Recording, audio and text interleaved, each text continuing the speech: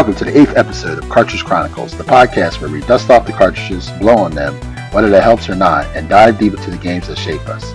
I'm Questmaster Prime, joined as always by Marz Attakz, and today we're getting weird, the best kind of weird. We're not talking about swords and sorcery or laser blasters. We're talking about a kid named Ness, a baseball bat, a psychic power called PSI, and a journey across a world that looks normal on the surface, but is absolutely, completely, gloriously unhinged underneath. Today we're covering Earthbound for the Super Nintendo, released in Japan as Mother 2 in 1994, and finally brought to North America in 1995, and what has to be one of the strangest, boldest, most misunderstood marketing campaigns in gaming history. Pack your crack back, say goodbye to your mom, and make sure you got a decent hamburger in your inventory. Today we're going to cover Earthbound.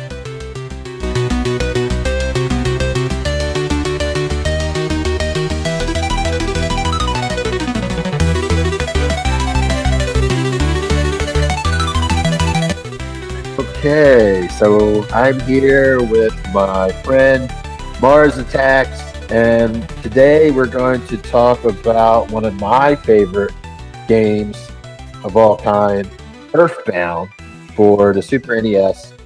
It was released in Japan in 1994. It was actually called Mother 2. There was a original Mother 1, which never was released in the States. But it has been released. It was released later in the States. It's called Earthbound 0. And then there's also Mother 3, which also came out a little bit after Mother 2. But everybody knows Mother 2 as Earthbound, which came out in 94.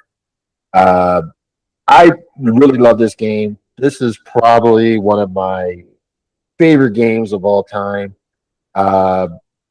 It is one of the games that I would typically wouldn't play back then. So like back then, I wasn't into role-playing games. I just wasn't into that genre, believe it or not. I wasn't into the turn-based fighting, and I didn't get it at the time. I had friends that were into like Final Fantasy, and I would watch them play it, and I'm like, this looks boring, because you're not like, your characters on one side of the screen, and they're taking turns fighting an enemy. They take a turn, and the enemy takes a turn. I was like, this ain't realistic, and I didn't like it. But then I saw this game. I remember seeing it in Nintendo Power, and I remember seeing that. I remember thinking, like, this looks a lot different than a lot of RPGs, because it was just kids. There were little kids living in a town like my town, and they were just being kids. They were fighting bullies. Yeah. They were fighting like strange people on the street. Like, I mean, the game gets weird, and we'll go over it. Yeah. It was normal. This was a normal environment. I know I'm getting a little ahead of myself, but I didn't want to. We'll go into the development, but I wanted to know your kind of perspective of the game. I know that you're not into these type of games, but I just want to know your perspective. Okay, so you're actually the first person. Like, I had never heard of this game before. I never had a Super NES, so I wasn't a Nintendo person. I was a Sega person. The only time I got to play Super NES games was when I was over at my cousin's house, because he had every system. So I had never heard of this game. The other thing is, I don't like RPGs. Like you were saying, the idea of we're battling on the screen and we're taking turns going back and forth, it was just weird to me. And so when people were playing like Final Fantasy or what is it, Shining Force or Secret of the Mana, Name Your Poison, looked pretty, like the art was always good, just never had an interest in those games. I was more, I guess you would call me, when they started doing hybrid stuff, that's when I liked it. And then of course we talked about Dragon Force. That was my I guess, my real foray into quote unquote RPG kind of battling. But even that was not on the straight RPG scale. So there was some other kind of battle elements in there. So the minute that I'm going to just say it, the minute that I booted the game up and it was asking me to name the characters, like, I literally rolled my eyes. Like, I was just like, oh, here we go. Like, because I didn't know what this game was going to be. But as soon as I booted it up and it was like naming the characters, I just rolled my eyes. I was like, this is an RPG. And he named, like, I think 5 characters, including a dog, in the beginning of the game. I did name the dog character after my actual dog, which is Lucas. So I did have that fun. But I will tell you, like, it was kind of hard to be like, I don't know what to name these people. You know, like, just give me the name. So, yeah, that I'm just like, I'm being honest, like, starting off, and I mean, and I think I told you this, right? The only reason I even played Final Fantasy VII was, now here's the crazy thing. Everybody I knew, like, they love Final Fantasy VII. I didn't even, like, look in the direction of the game. But the only reason I actually played Final Fantasy VII was because I did tell you this. There's a rapper, his name is Mega Ran, and he did an album which was basically the entire Final Fantasy story. But, like, it was like a rap about Final Fantasy VII. And I was so intrigued with how he basically told the story through all the different songs. And I was like, I have to play this game. But just because, and he wasn't the first person to tell me that I would like the story, but I just was so intrigued, like, about how he weaved the story in that album. And I was like, I got to play it. So that is the first time that I played. And that was not that long ago. That was like maybe 2010, 2011. So I've been in the game trenches long, and so it was the first RPG that I was like, all right, let me try this. So, and I liked it. I liked the story, and I think that's what, even when you're talking about this game, it's the story elements, right? Yes. Because the other time, the beginning of this game, like, there's a crash, right? I don't know if you want me to give it away, but there's a crash. Yeah, there's a meteor crash in the beginning of the game, right? And you're woken up by it. And, you're traveling through your house. You meet your sister. You meet your mom. Your dad's at work. And you're like, your mom's like, I know I can't stop you from going outside to go see what's going on, but go ahead and go see. And I was like, this is the worst mom on the planet. Like, yeah, I was thinking the same thing, because he was like, okay, you can just go out there, just put your clothes on, and go out and see the meteor and see what that crash was. Yeah. Like, you're the worst mom on the planet. Like, you're gonna let me go out there? And so, they give you the first map that you're on, and you're trying to figure out, and, like, you meet, like, your next door neighbor who's one of your friends, and he's talking about, hey, did you hear what's going on? I heard there's a meteor crash, and then there's these cops around. There's these different blocks. Things are blocked off in the different areas. But it was just kind of like, again, there's this, like, I thought, like, for a story start, I thought it was great. I don't know what's going on. A meteor crashed in my neighborhood. Let me go check it out. Then you run into your friend who's like, my brother's missing and my parents aren't home. We got to go find them. And at one point, this is after your first time out. And basically it's one of those, like, go outside and just kind of, like, learn the map, right? Right. So, yeah. and you're just kind of walking through your neighborhood trying to get to the meteor. And like I said, there's cops around, there's cliffs, there's trees, there's other houses. And so you're just learning the map. And then you finally get back, you get to the meteor. Well, you get close to the meteor, and then there's like another one of your friends there. And then the next thing you know, you're back at your house. And then that's when your friend comes knocking on the door and saying like, "Oh, my brother's missing. Can you help me find him?" And again, your mom's like, "Go ahead. I made you some turkey." And your friend's like, "You don't even like turkey." And so it's just, I was annoyed again. I was just like, "Oh my gosh, like this guy, you're not even helping." So you got a broken bat and your friend with you, and you're going out to find his brother. And it's just RPG from there. And I was just like, all right, let me just tough it through. And like, I'm gonna just say right off the bat, like, one of the options when you're battling anything from dogs to snakes to bees, they look like bees. They might not have been bees. They're 'cause they're everything. huge. You're fighting Yeah. everything in this game. Yeah. Yeah. There's a runaway option, and I'm gonna be honest. Like, I was like, I don't have enough, like, I don't have enough skill to beat these things. So let me try to run away, and it would never let me run away. And I was I was getting so pissed because I'm like, I'm gonna die.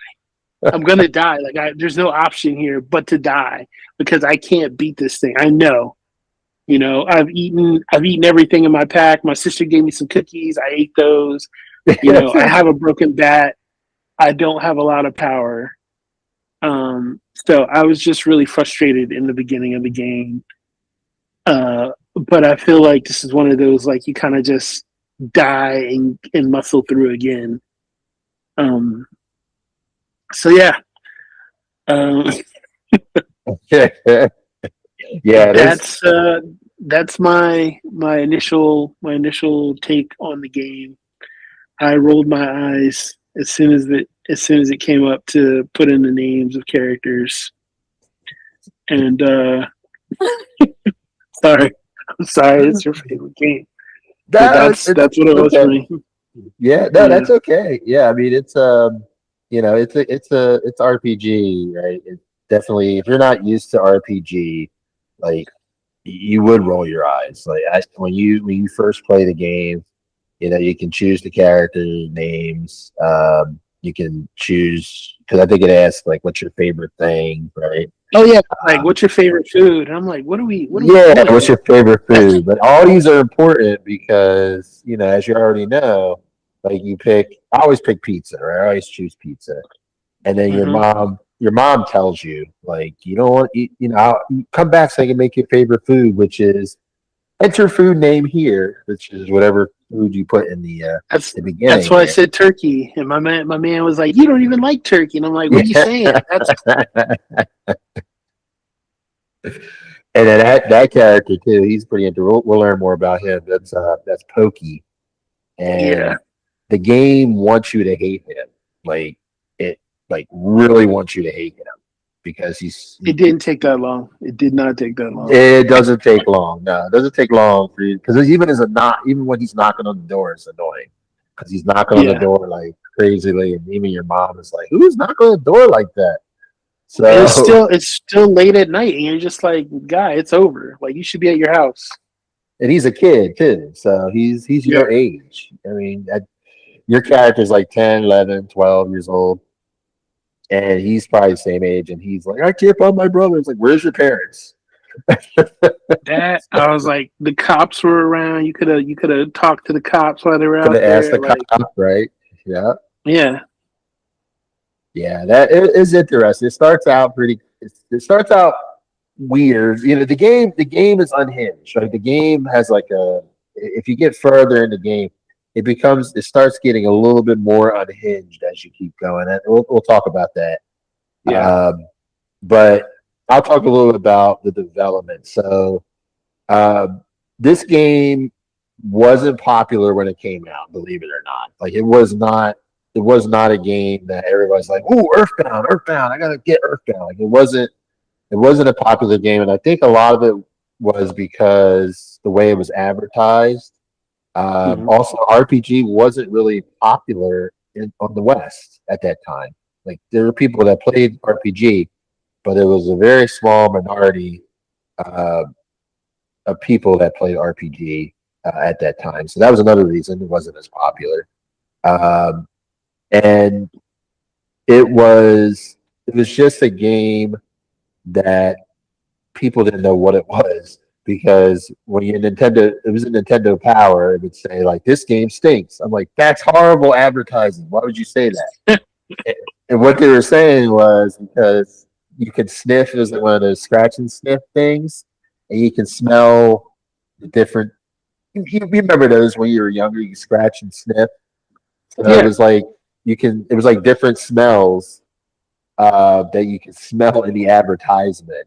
And I guess it was like talking about the different yucky things that are in this game, which we'll go over, like there's some blob creatures and all that. But it just didn't do a good job advertising it. And people were like, well, the game stinks. I ain't buying it. Screw that. I'm not going to get it. But the game itself was originally came out, the actual premise of Earthbound came out in 1989. It was called Mother. That was the name of the game. He called it Mother. And let me go into the developer was Shigesato Itoi. Shigesato Itoi, who he was not even a video game designer. He was more of a copywriter. He was kind of an odd duck. He was a celebrity personality in Japan. He had a cultural presence there that it doesn't really translate to Western audiences. Like his humor is different. So, you know, like you have British humor, you have American humor. This is like Japanese humor. Japanese humor was different. But he was real popular. He was a humorous guy, funny guy, weird guy, very, very eccentric. And he named the game Mother, or the series Mother, after John Lennon's song Mother. And he wanted to create, in his words, a feminine RPG. So he wanted females playing this game. He wanted women playing it. And he also says he didn't have a mother. His mother was absent in his life. So that's why he called it. That was another reason he called the game Mother. Also, your mom is kind of like your lifeblood. Not lifeblood, like you need her to beat the game. But there's times in the game where your character, he's 12 or not 13, he's like 11, 12 years old. So there'll be random times where you're playing the game and he'll say the original name of the character is called Ness.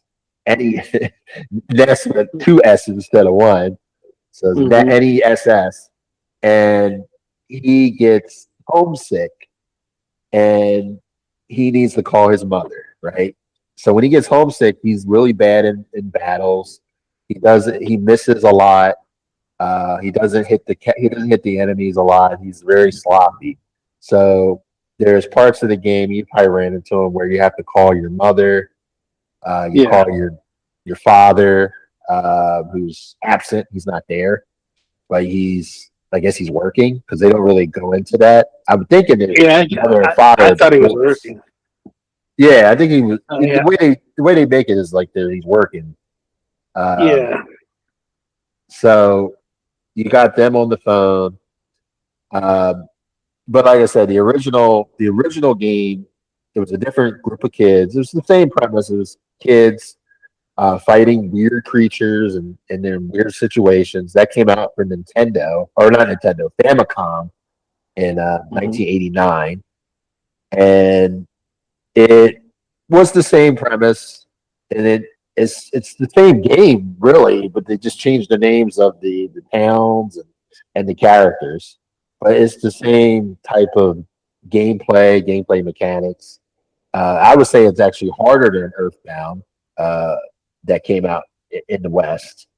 This one was called Earthbound Zero. This came out later to people in the West to play it. But you couldn't buy Earthbound Zero. You had to literally find it or download it. But then Mother 2 came out. They started development on Mother 2, which is Earthbound. That came out in the late 80s. And it didn't have a smooth road. Nobody wanted this game. He had to really get a good team under him to build this game. Satoru Iwata, who was if you recognize his name, he was the president. He became the president of Nintendo. He actually helped develop this game.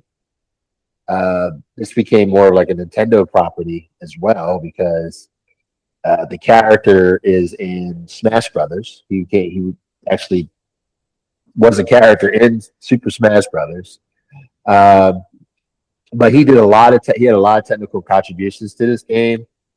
And he was pivotal in making the game actually, be good in Japan. Like it was okay with Japan. I don't say it was great, but it was a bigger hit in Japan when it was released in August of '94 than it was in North America. So, as I said, the advertising wasn't that great. So when it came over here, it was this big. It was like Mario Paint had the big packaging. Earthbound also had big packaging. So it was this big packaging. It was put at the bottom shelf, so people wouldn't really see it. And it just was a game that nobody was talking about. And again, I saw it in Nintendo Power. It's the only way I knew about it. And I didn't buy the game right then and there. I knew a friend who had the game, and he's like, "Do you want to borrow it?" I said, "Yeah, sure." It looks pretty interesting. And I was kind of like you. When I first played it, I was like, "Oh, I gotta pick names." But then what got my interest was, oh, wait a minute, it wants me to pick my favorite food, which is odd, but okay. And then my favorite thing, right? I always choose love, right? And that turns out to be your like super weapon, your superpower, or big superpower that you have, because your kids are not just regular kids; they have mind powers, or PSI, right? So they are powerful because they're the chosen ones, right? When you learn in the game, you got this fly who's Buzz, who's the fly. He tells you are the chosen one, and then Pokey's there. He's like, "It's not going to be me, right?" And Fly was like, I don't know if I can tell you if you're the chosen one or not. I don't really. He couldn't tell. He doesn't really say if Pokey's the chosen one or not, but Pokey kind of assumes he's not the chosen one because he's kind of a wimp. Because he's not the chosen one. No, he's not. No, exactly. He's a wimp. We already know that he's a wimp at this point. Mm-hmm. He's a coward. But what I thought was interesting was when you're fighting the enemies, it was different because you didn't see the characters in the fight scenes. Like when you're fighting people, you just saw the enemy, and then you say attack, and then you see like Ness attacks, Paula attacks, or Pooh attacks. Right? You don't see you don't see the characters actually moving the bat. You don't see them hit the people with the bat. And I actually, at first, I didn't like that because I was like, that's weird. But then I got used to it. I was like, oh, this is pretty good. It actually created like a little dopamine in me when you did like those guts attacks and you hit the character. You know, in RPG terms, it's called a crit or a critical attack. And when you do those, it's pretty amazing. And then, of course, you have the rolling HP counter, which I like.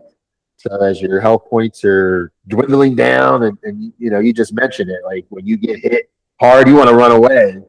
But what I like is the rolling HP counter, because if somebody hits you with a devastating attack, you still have time to heal up your characters with a cookie, burger, or whatever. Yeah. So you do have time, but a lot of RPGs did not do that. A lot of RPGs, you had to, if you got hit, you were done. You had to power up, and you had to power up before, Yeah, like make sure your character was like, activate whatever magic they were going to do or anything like that prior to the fight. yeah, exactly. You had to make sure that they were all ready for the fight,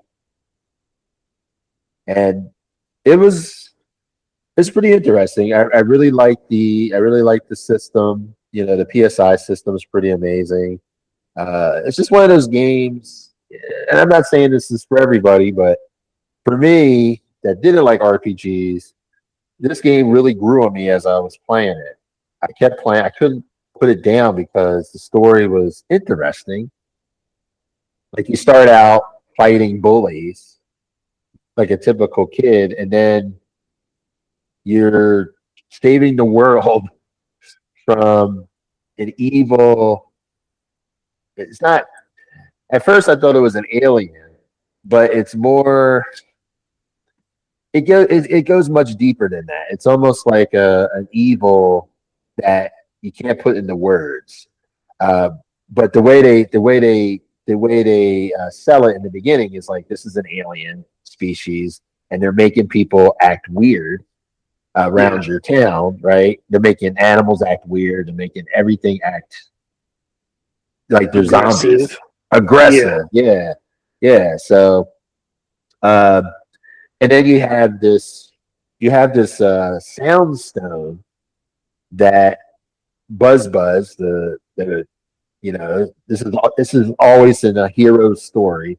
You always have that mentor that kind of guides you in the beginning, guides the hero. So Buzz is that. He's kind of like your mentor, and he gives you this sound stone, and the entire game you're collecting music for this sound stone. So you have to go to these 8 sanctuaries, and this is the reason you're traveling to different places, not only to meet the other chosen ones, but also to save the world from these Yijas creatures.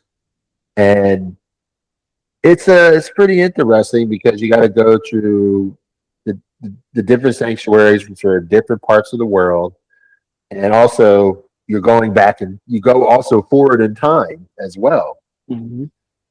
So it's really interesting when you go through all the different levels, because you got Onett.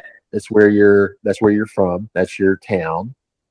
And then after you finish things in Onett, you get your sound. You fill up your sound stone with the sanctuary in Onett, which is called Big Step.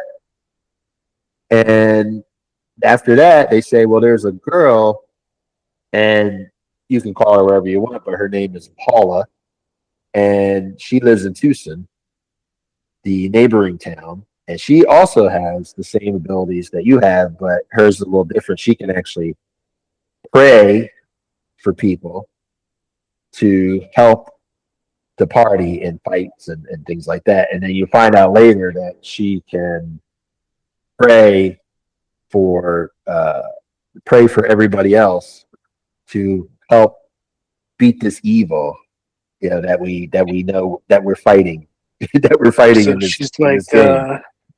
She's like Maria in Castlevania, right? Exactly. So, yeah. But yeah, like, okay, so here's my question to you, right? Yes. So you don't know what this game is. You get this game, you start playing it, right? Like, was it like when you originally said it, you said you didn't like, RPGs, but this game was there was something different about this game. So what was the difference that made you like, let me stay here and let me try to figure this out? I think it was just how much it mirrored. I mean, it wasn't like a 1-for-1 similarity to my life, but it mirrored kind of my life a little bit because I had a single mother. Had a father. But my parents were divorced. My father was remote, so him calling his father really spoke to me because that's what I used to do. I used to call my dad, and I can relate to the character because he was dealing with bullies. At the time, I was dealing with bullies because I was in middle school when this game came out. So I was dealing with kids that were mean, and so I kind of related to that, and it kept me playing the game because I'm like, wait a minute, we're not just fighting dogs, we're fighting these bullies called sharks, and that kind of got me hooked. Once I was able to, and I think that's what I like about the game. It starts out like a normal kid in a normal town, and something extraordinarily happens, like the meteor. But that's what kind of hooked me. I think if it started out where the game ended, I probably wouldn't have been into it as much. I think him being a normal kid, I kind of I resonated with that because I'm like, I'm a normal kid, right? I deal with bullies. Wait a minute, he talks to his father that's remote. So do I. He lives with his mother who's like acting like a single mother. I can relate to that. So that is what really drew me into it. And then that's really what it was. Because the other games, I couldn't relate to the characters. And long story short, this was the game that really got me into RPG and really got me more into RPG. And I actually turned around and started playing all the Final Fantasy games again because I was like, I like this. I like this type of genre. I love this genre. So this was the game that did that. Okay. And so it was more of a personal, like, yes, it was even outside of gaming. It was like like you said, your life was mirroring what was going on in the game, sort of with single mom, dad's not around, and then I have to deal with these bullies, and of course, every kid wishes they had powers, to basically stop these things that are going on, these very hurtful things, that are going on. And I mean, I think that's actually kind of beautiful, like when you think about it, because a lot of people don't think of video games as an art medium.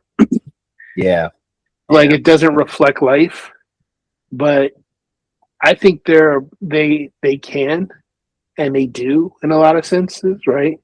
There are some great stories in video games.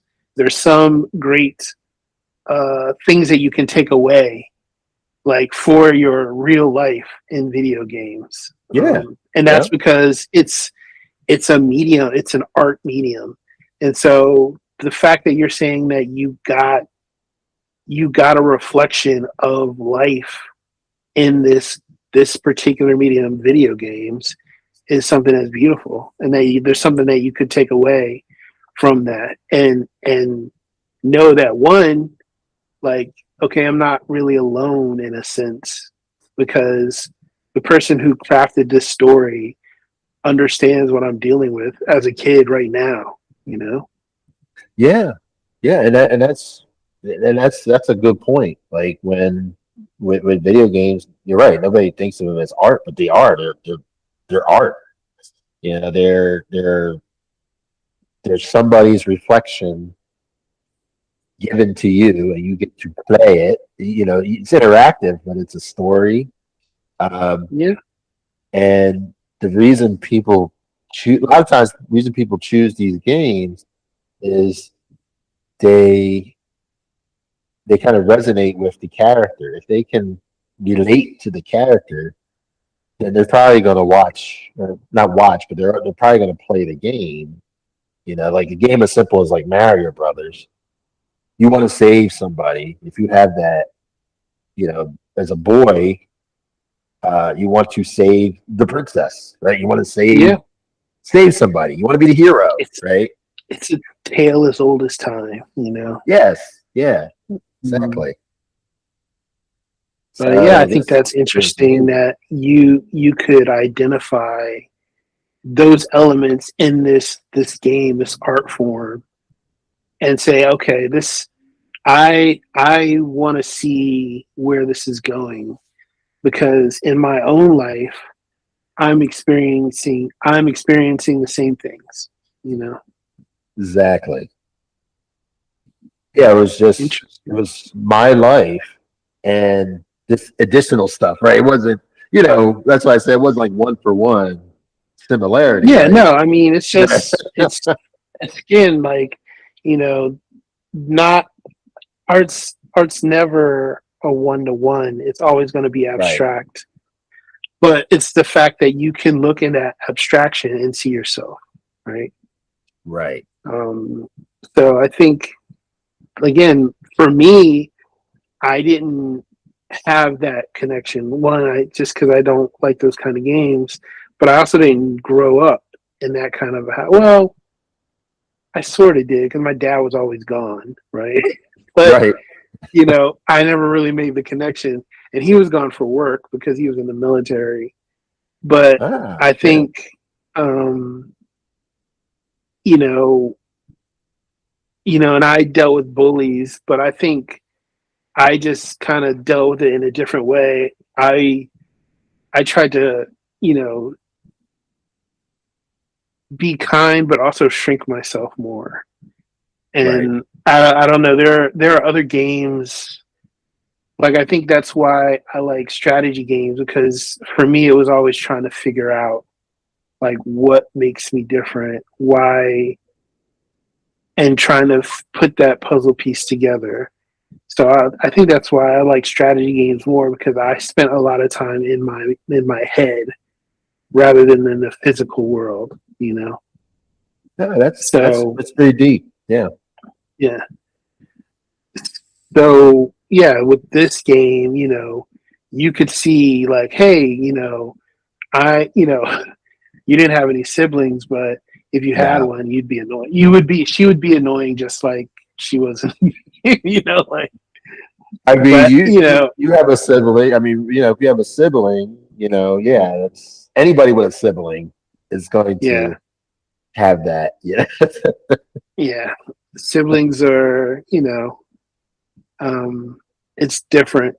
So it's, but I was just wondering, because it's like, what kind of got you to stay playing the game? Like, you already said that you weren't into those kind of games, but something had to get you to be like, I want to see what it was. And for you to have to identify with the main character, I think that's good.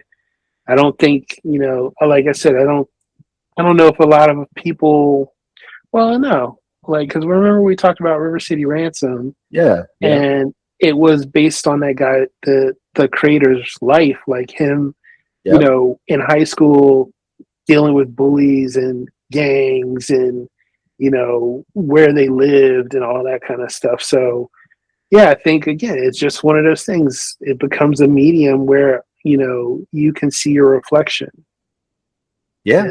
And also kind of think about, if you're in that scenario, right? A meteor crash lands on the planet. Like, what are you going to do? Now, I'm going to be honest with you. My mom would not have let me leave the house. I don't think any mom will let their kid leave the house. Yeah, so that's, or any good mom. Yeah. So, but if my friends, like, I remember even having that curiosity with my friends on if something strange, or we found something strange in the woods where we used to live, or if we were even in the library and we saw something like a book or something that we had never seen before. Like, children have that natural curiosity, and that's another part of this game, is like that natural curiosity of the unknown and not really being afraid of it, but trying to figure out like how does it fit in this world, and also where do I fit in this world, because that's the other big element of this game is Right. finding out you're the quote unquote chosen one. Like I actually do fit in this world, you know, and even as I progress, like I can still keep those loved ones close to me, like my mother, like with the game, my mother and my father, you know, Right. so I will never outgrow that even as I move forward.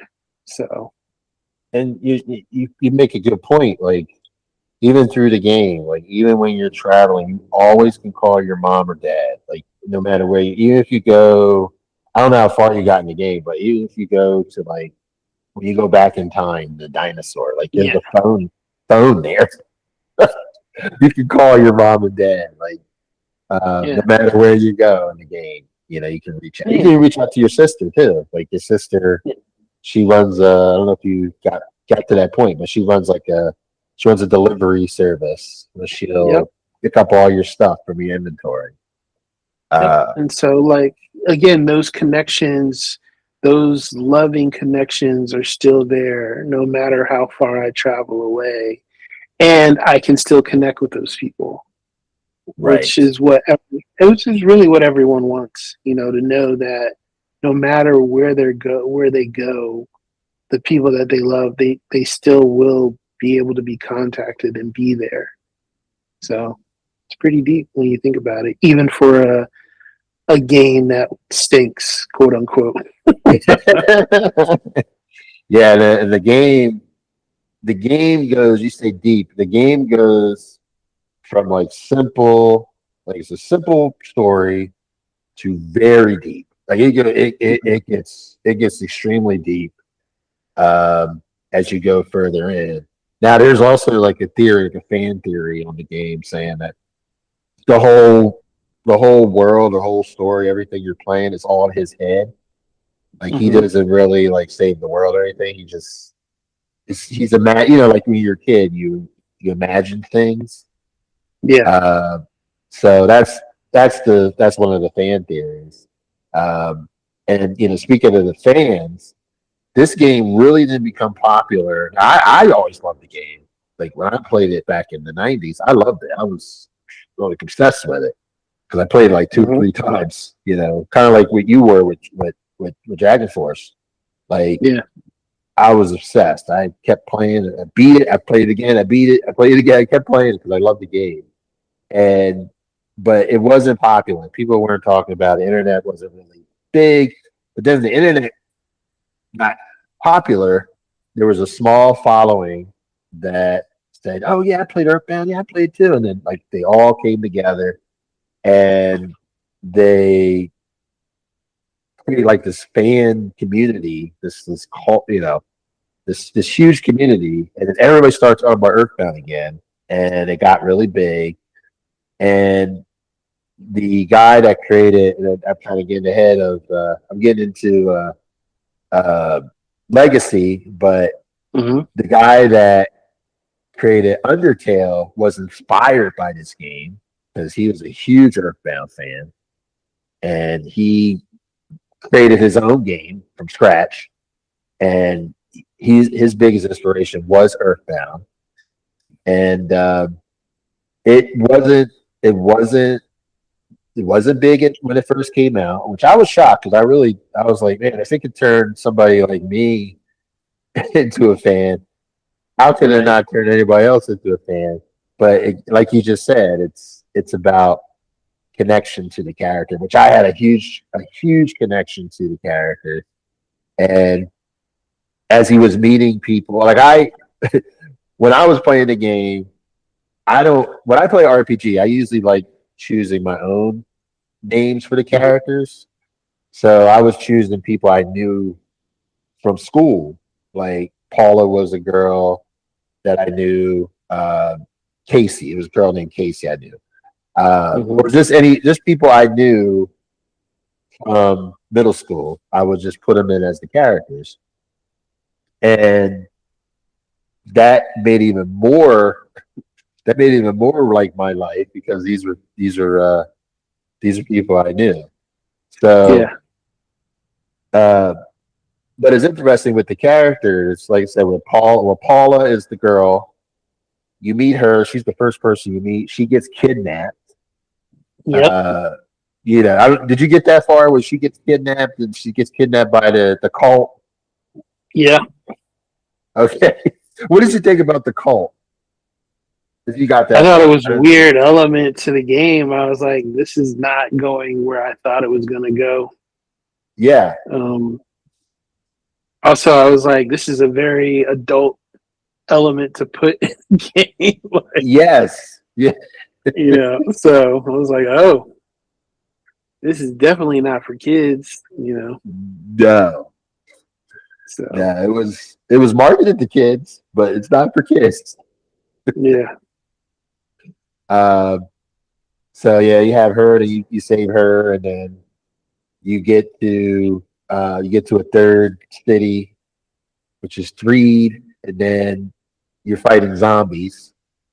So the zombies and ghosts and goblins, zombies, monsters basically, but you're fighting mostly Yeah. zombies.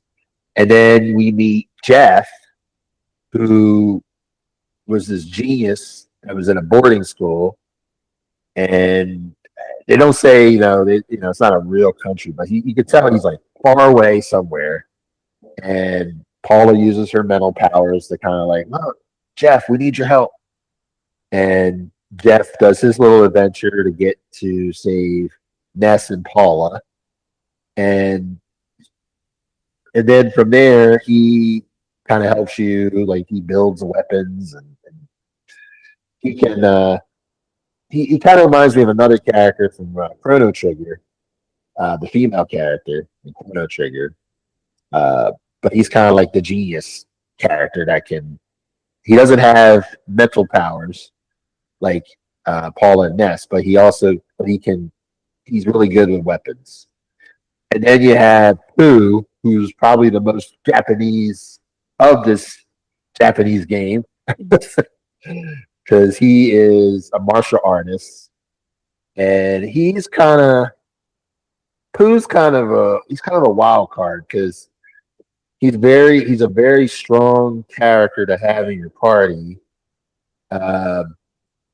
And he does have this star storm ability, and then there's a part where you're playing as Pooh and he's doing his meditation, and it's pretty dark. I don't know if you got to that point where it's like sitting in.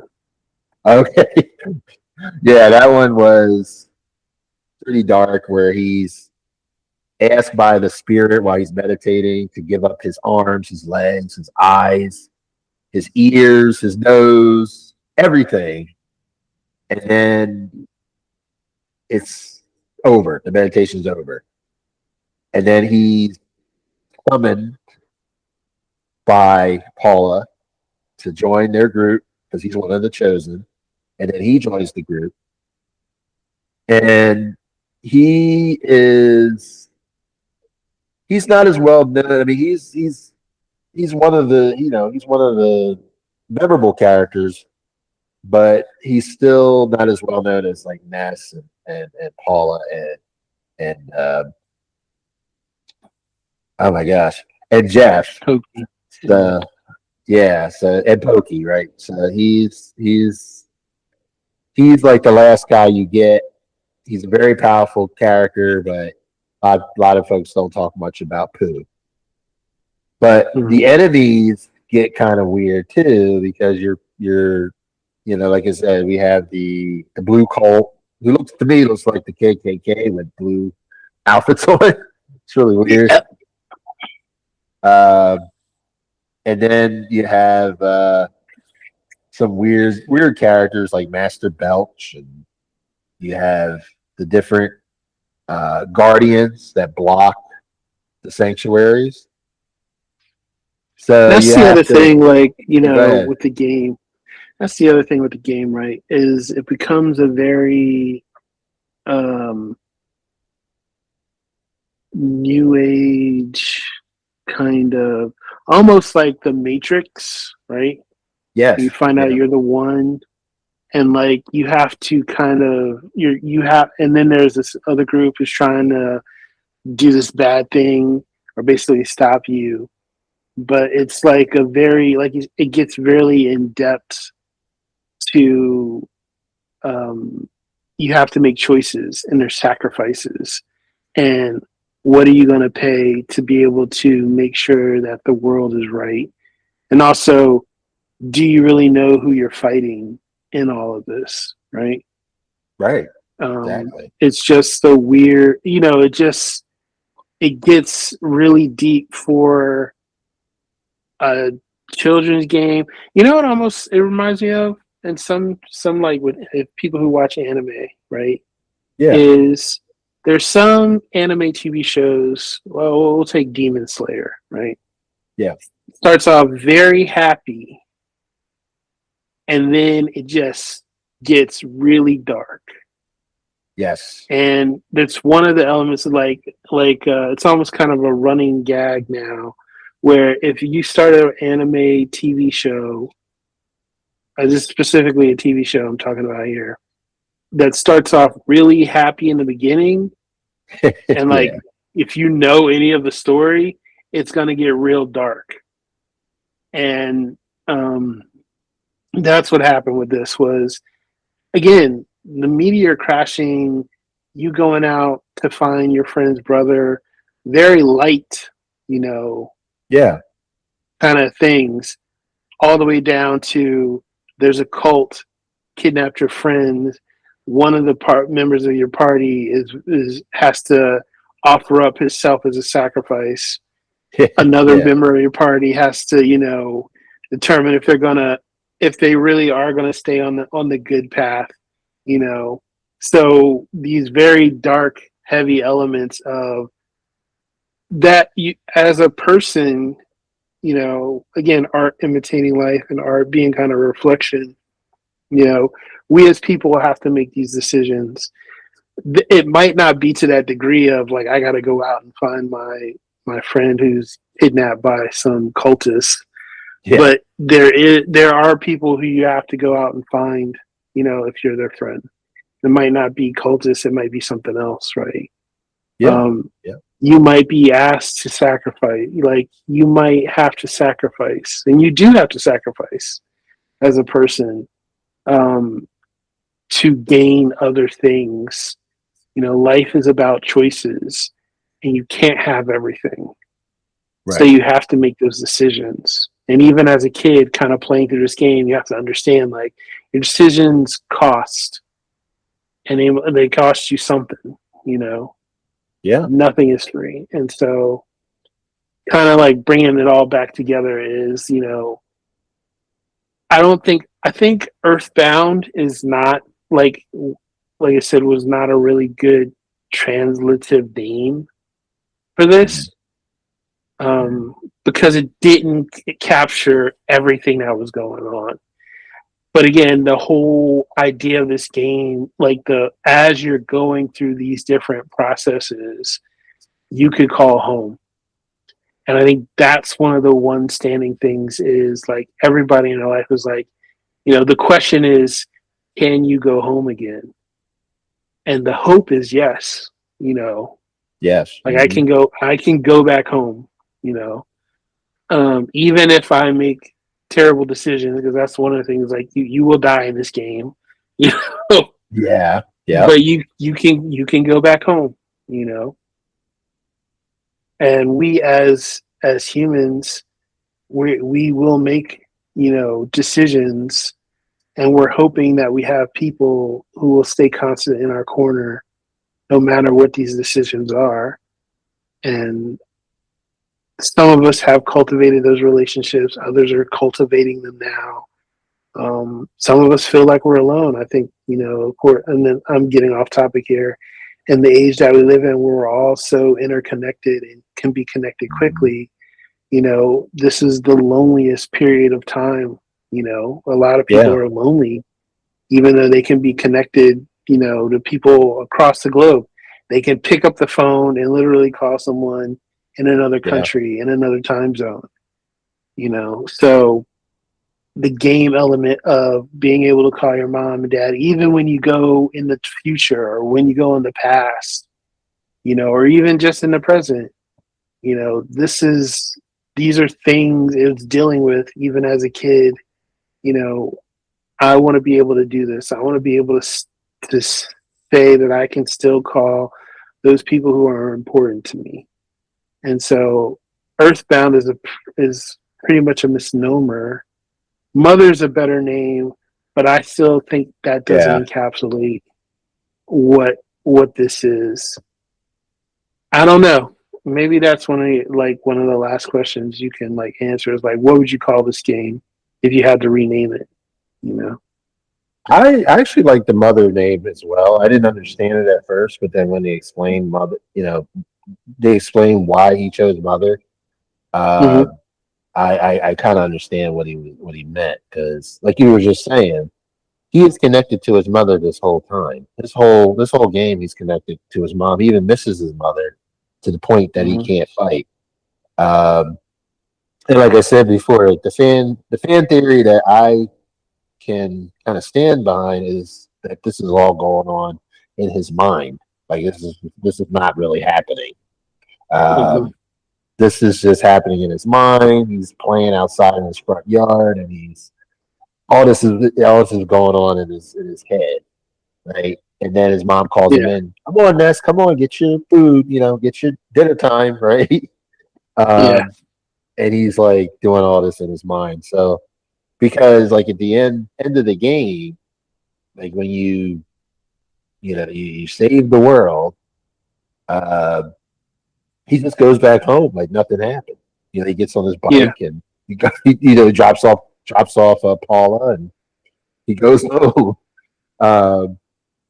And this game this is a deep game. I can't go over all of it in this episode because it's so deep. But just to fast forward to the end, right? You have because there's one part in Fourside where you're meeting Pokey again, and Pokey is running this building. He's kind of like the second in command to this other guy that's there, Montoli, who's at the mercy of the geishas, which is kind of the running theme. Everybody's not themselves, right? Because of this evil that's around them, this evil influence that they have on top of them. So towards the end, fast forward to the end, because this is a long game. This game is very long. And that's another thing that people don't like about RPGs, because they can be very long games. Mm-hmm. But at the end, you're fighting Pokey. You fight Pokey, which is odd because Pokey's here in the future. You turn yourself into robots. You have to turn yourself because you can't live. It's really odd because you turn into robots at the end. All four of your characters are robots because that's the only way you can fight the Geisha.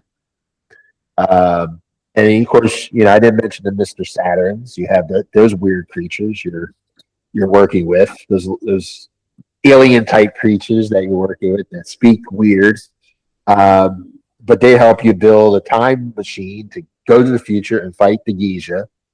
And it gets really dark because even the developer, even Itoi, he said the final fight is from a horror movie he watched. That's where it came from. And then if you do get that far, which is really hard, the game is hard, like you mentioned earlier in the episode. The game is very hard. But when you get to that point where you're fighting this Geisha, it gets really weird. Really, the music gets strange. The Geisha is not. It's not making any sense how he's talking. But then when you fight the Geisha, you see a picture of your characters, Ness. So that is supposed to be him, but like the worst version of Ness, like the worst version of him. Like you're fighting yourself at the end, Mm-hmm. which is the Geisha. And once you beat, so there's like three parts. You have the first part where it's yourself and Pokey. You fight Pokey as well, and then you're fighting the Geisha, the real form of the Geisha, which you don't really see. It's just this weird. It's hard to explain. It's like you would have to play it, but or see it on YouTube, right? Like it's just a weird ending. And then what really sealed the deal for me with this game was towards the end, you have your character, Paula, she says, look, you're at the tail end of the end, you're at the tail end of beating this Geisha villain. And she says, let's pray. We need to pray. Let's just pray that we can beat this. Let's get everybody praying around the world to beat this Geisha. And you see all the characters you ran into throughout the game, and she's like using her mind powers to tell them, pray, we need your help, pray for us. And then like in the middle of the game asks you to put your name, the player, to put your name in the game, which I couldn't believe. This is like a fourth wall thing I really love. Where it's like there's one part of it, like maybe towards the middle of the game where it asks you to put your name in. What's your name? And it tells everybody to pray, and then it's like you should pray, the player. You should pray. And it keeps going. You keep fighting this character while they're praying. You keep hitting them in the battle. The battle's intense. The music it's not even music anymore. It's just like it's actually horrifying to watch because it's very, very scary looking. And eventually everything just blows up. And then the game ends with your characters, and spoiler alert for anybody who never played the game, your characters are kind of passed out because they went through a lot, and then everybody's surrounding them, and then they realize, oh my gosh, are they dead?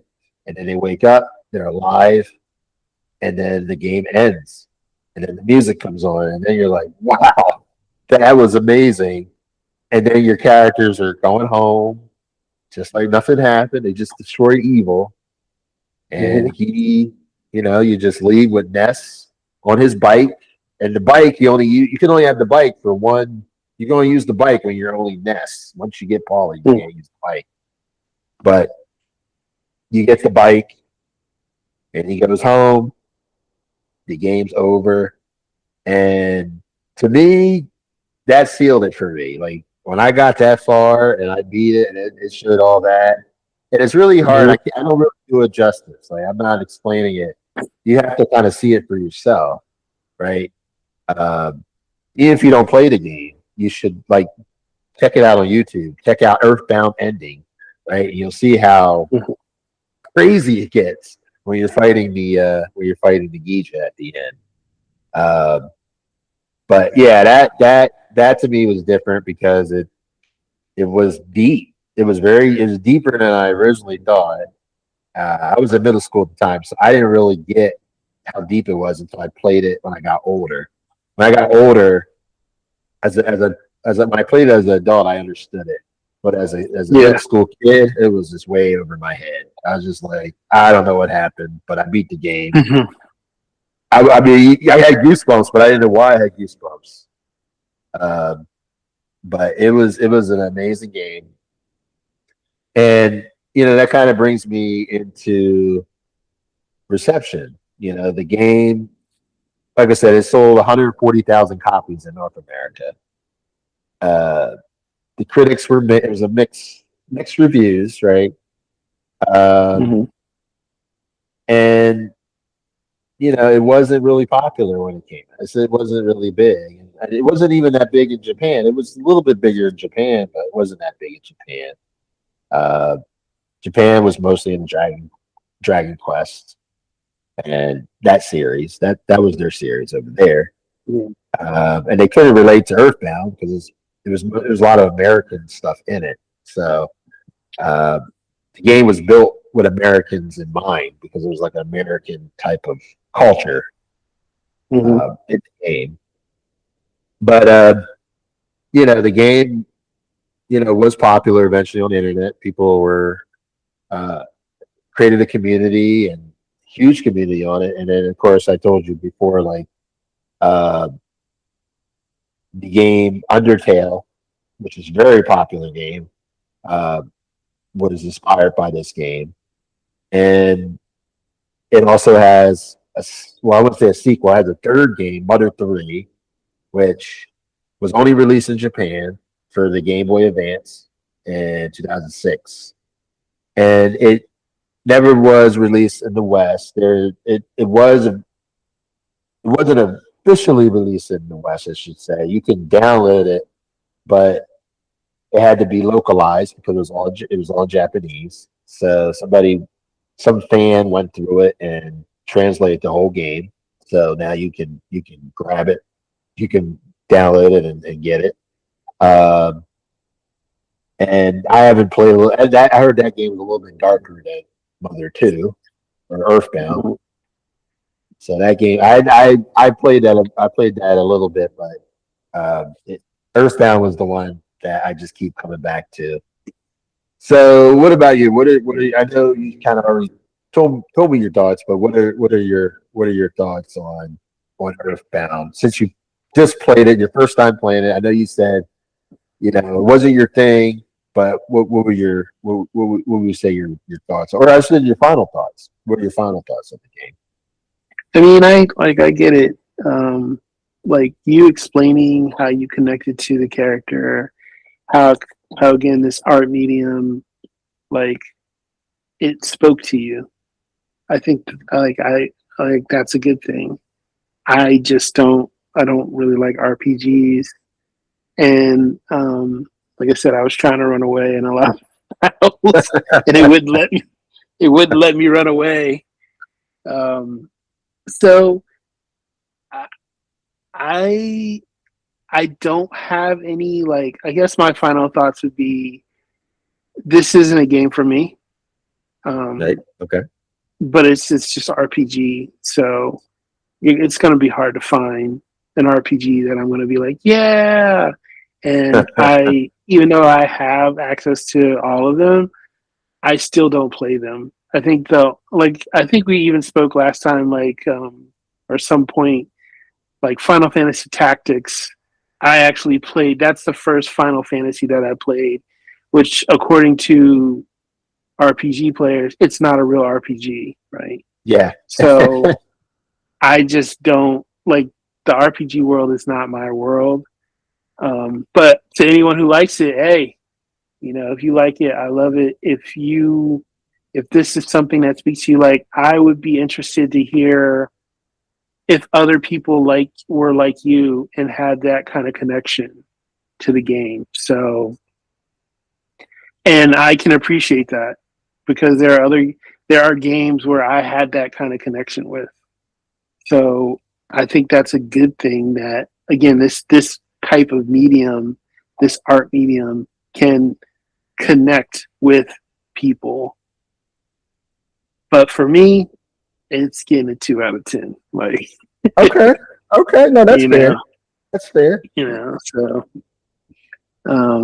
I like the idea of the being tied back to your family. But as far as would I play this game again? No, I would not. But that's just, that'll be any RPG that you bring up. So don't. Yeah. It's not this specific game. It's the genre. So don't take it as this game is terrible. I just don't like RPGs, and there might be one that comes out in the future but I don't know. I couldn't tell you. Like I said, everyone loves Final Fantasy VII. I only played it because a guy rapped about it. So I guess the other part is I like story, and like the way you told the story, I could appreciate it. So 2 out of 10. What are your final thoughts? Oh, I'm going to give it a high. Well, I'll give it a 9 out of 10. This is my highest score so far because this game was just, it was amazing. And like I said, I was like you. I was literally you. I was like, I wasn't in the RPG. I didn't understand them. I didn't get them. But as you were just saying, this game really clicked. It turned something on inside of me that that I really wasn't getting in other games. Like I did like other games. Don't get me wrong. I played other amazing games, right? But this was so memorable that I even come back to it today. Like you said, you'll never play it again. I'm actually playing it now. I'm playing it. I beat it for this. I beat it for this episode, but now I want to play it again because I love the game. So I'll be back to it. And I would say like this game started my whole trek into the RPG world. And then what really sealed the deal, I wouldn't say this game sealed the deal. It did get me interested in Final Fantasy, but what really sealed the deal for me was Final Fantasy VII. Because when I played that, I was like RPGs, hands down, my favorite genre of all time. Nothing beats RPG in my world. Right. And it was no looking back from there. Because the first was action adventure games. I used to love that. I still love those games. I still love that genre. RPG is just, my thing. And this is what really introduced me to the genre. So I thank it for doing that. And, I just think it's an amazing game. Like if you're, kind of what Marz was saying, like if you're into this genre, I definitely, and you never played this game, like if you're just hearing about this for the first time, this is a great game. I highly recommend it if you're an RPG. But kind of like we mentioned already on this show, it's a cult classic. It's a cult hit. It's not mainstream, right? It's a group of people that love this game. They came together, created a community, and they love it. But it's not something you're going to hear. A lot of people are talking about it now, but it's not like people are not going to talk about it like Mario and Sonic. And, they're not going to do that. So that's what I give it. Yep. Nice. Yeah. Well, I'm glad. Like I'm always glad when people like the games that they like. There are no wrong answers when it comes to games. Yeah. Either you like it or you don't, and I always like it when people, whatever you're playing, if you like it, I'm happy. Right. Because it means something to you. You got something out of it. And that's good. That's a good thing. And like I said, as a medium, an art medium, video games have been like at the crap end of the stick. Like a lot of people don't respect it as an art medium, but it is, and it's proven over time. And even now with, now we have voice actors and motion capture and just the amount of storytelling we can do through this medium. Like that's the other thing too that you can take away as from RPGs is the ability to do storytelling in an interactive way was an RPG medium, Yeah. And that's, we've taken that so far, into the future again. Like this is where we're coming up with video games have stories. Like if you go back to the 80s and what was the story in Donkey Kong? Go get the girl at the top of the thing, right? There was no story. And then you get to Donkey Kong Country, what's the story, and now so it's all this stuff moving towards there are games that are getting awarded honors because of their storytelling. So being able to use this medium to connect with people, I think it's beautiful. And like I said, either you like it or you don't. But the fact of the matter is, like, it doesn't really matter because the connection to the medium, like, that's the way art is. It doesn't connect with everyone. It doesn't have to. Yeah. You know? So I'm glad you enjoyed it. I'm glad you're enjoying it now. And like I said, like, you telling your story that you connected with the character, like, that's beautiful to me. I think that's a beautiful thing, that you got something out of the game. So you like that alone makes whoever created this, they did a good job. Yeah, I agree. Yeah, they really were able to make something that people can connect to, and kind of as you mentioned, I think a lot of people did resonate with the characters because of the community that they created, they constructed. I think that kind of shows that people really did love this game, and they loved it so much that they had to build it up, creating a community and building it up. And I think if it wasn't for the community, I don't think anybody would be talking about the game. But the community kind of brought it up, brought it out of the closet, so to speak, and just like made it popular again. Just like those shows, you watch a show and it only lasts for a season, but then like the fans watch it on the cable channel, right? And then you bring it back to the network channel. It's kind of like that. Same thing. Yeah. So I appreciate it. It was great. Yeah, I would love to get, our listeners' thoughts. Have they played the game? 1, and 2, what is their Earthbound? What is a game that they connected to like that they felt like a connection to? Because it doesn't have to be this game, but it could be any game that you're playing and you're just like, yeah, no, I like this character. I get him, and I would definitely love to hear that from the listeners. What was their Earthbound? What game was it that, when they played it, it just was like, I like this character. I'm invested. So. Yeah, definitely like to know about that. That would be pretty interesting to see what game you resonated the most with and the game that is very memorable to you. That would be amazing to hear. Yeah. All right, that sounds good, man. This has been great. I appreciate you. I appreciate you, talking about this game. I know it's not your favorite, but I appreciate you being open enough to try the game, at least give it a try. It's a long game, so I wasn't expecting you to play the entire game because it's long. It's very long. Yeah. No.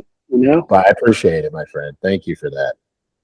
I'm always willing to try something new, something I never played before. So thanks for suggesting it, but yeah. Thanks. Yeah, no problem, man. Awesome stuff. Earthbound is one of those games where I find it generally difficult to be objective because the game is trying to get under your skin and it succeeds. It's funny, and then it's melancholy, and then it's genuinely unsettling, and then it's warm, and then all 4 of those things happen at the same time. It is a game designed to make you feel things, and it does. For my money, Earthbound is a masterpiece, one of the finest games the Super NES produced, and one of the most important RPGs ever made. I give Earthbound a solid 9 out of 10. Thank you again for joining us on Cartridge Chronicles. Keep your controllers ready and your adventures endless. We'll catch you in the next episode. Until then, don't stop gaming.